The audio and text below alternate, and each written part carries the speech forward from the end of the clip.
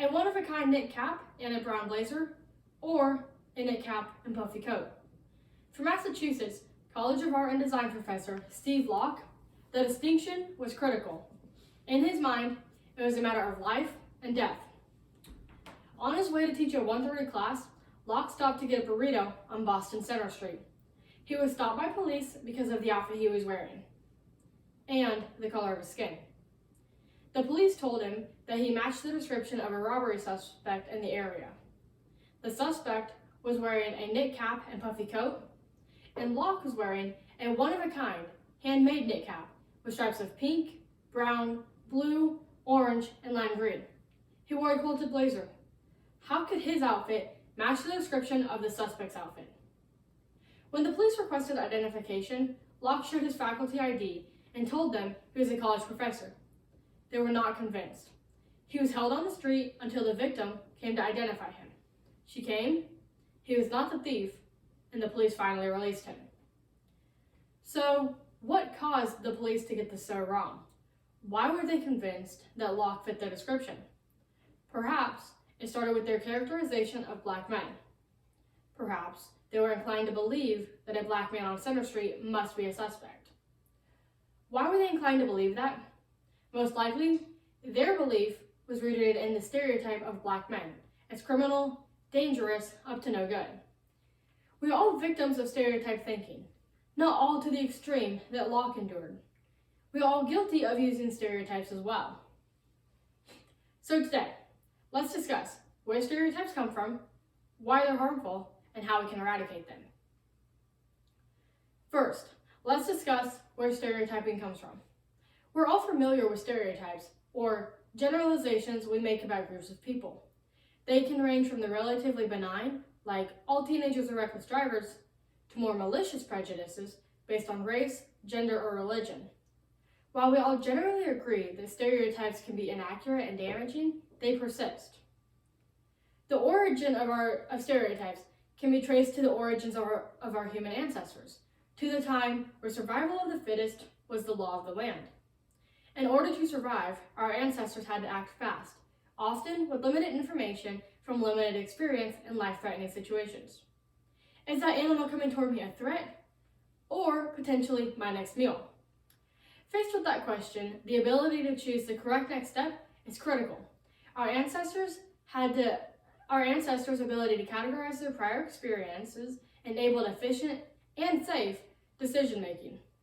By creating categories of predatory and prey animals, by stereotyping the animals around them, they survived.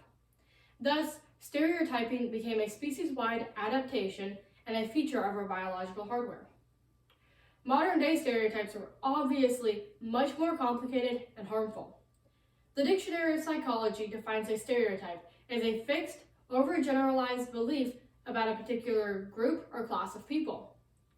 This desire to generalize makes us ignore the differences between individuals and encourages us to sort people into categories.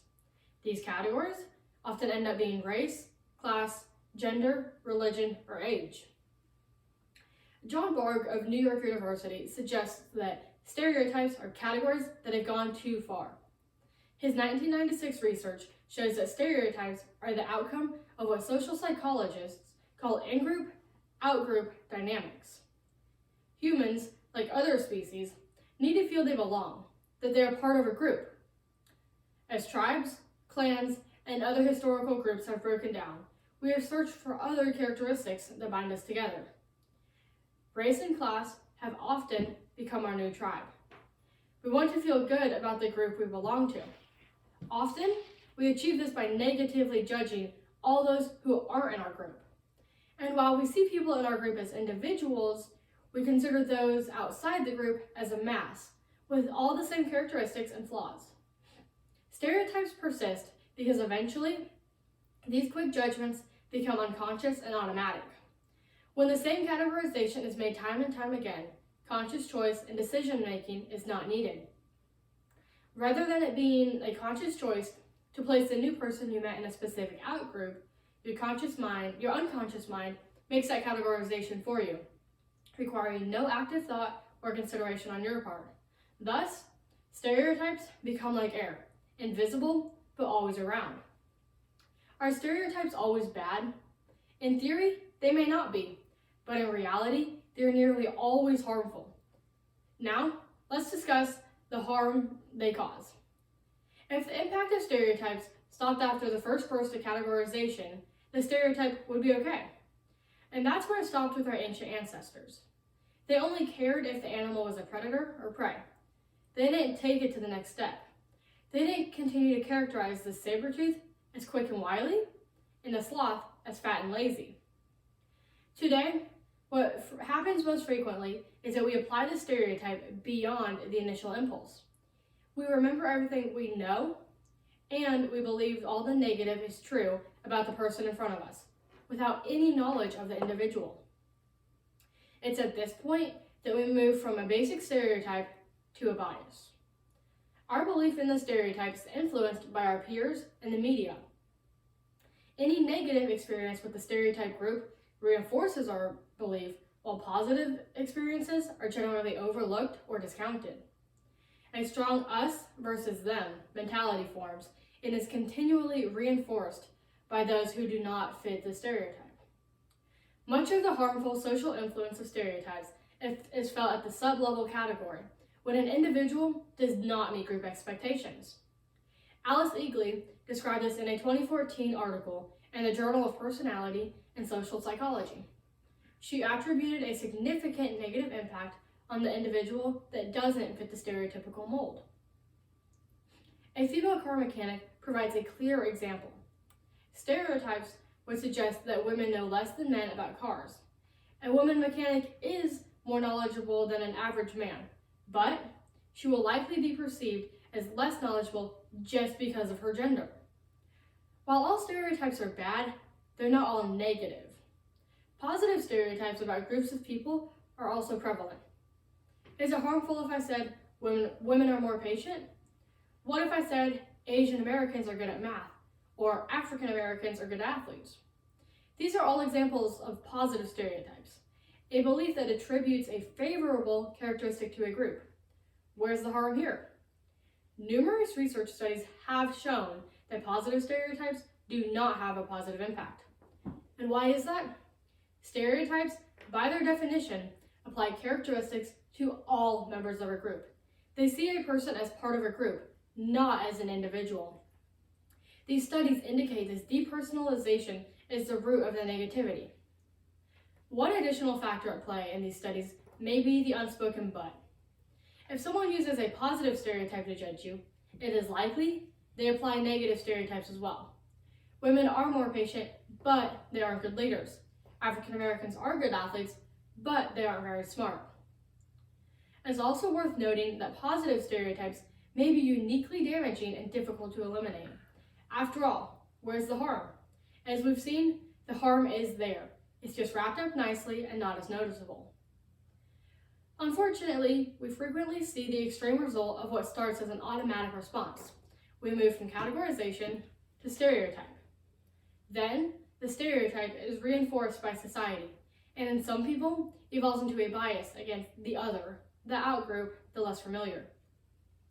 All too often, we see that bias grow stronger and turn into racial discrimination and profiling. It's basically stereotyping on steroids.